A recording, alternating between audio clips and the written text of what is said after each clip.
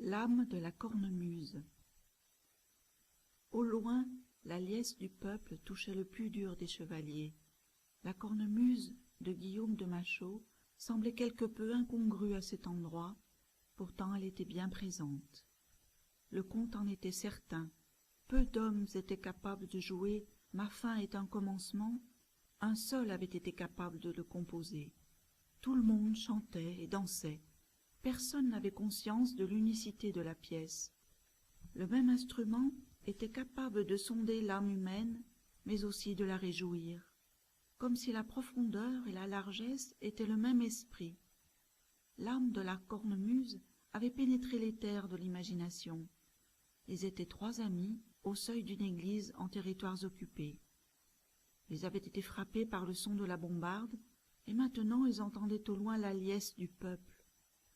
C'était tout simplement impossible dans la réalité, mais ils étaient dans la mentalité, cet espace qui n'était accessible qu'aux guerriers du temps. Car sans la traversée du temps, ces événements étaient tout simplement inconciliables. Aussi les trois amis ne furent aucunement surpris. L'église était un point temporel. Ils devaient le traverser pour se retrouver dans la liesse du peuple, à l'abri de la bombarde. Ils se précipitèrent dans l'église en direction de l'autel. Le comte serra les mains de l'Occident et de l'Orient. Ainsi eut lieu le changement de phase. Les trois hommes se retrouvèrent dans la fête du village. C'était le début du printemps.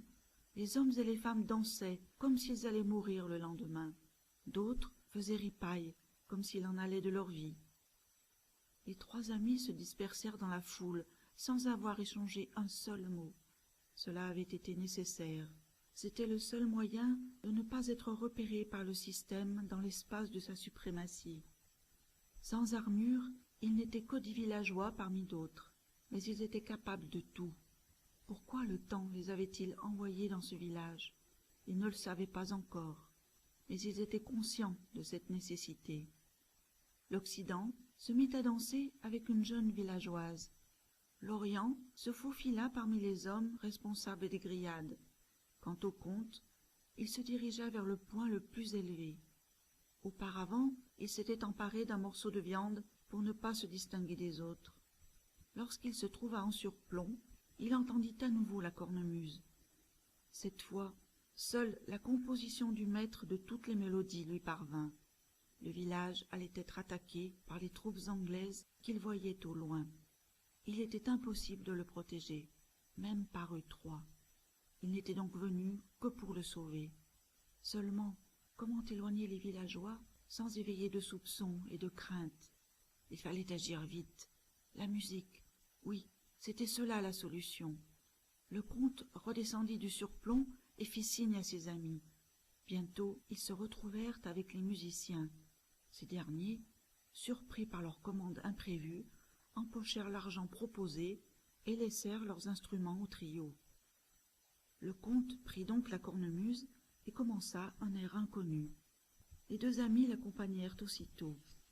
Les villageois en restèrent bouche bée.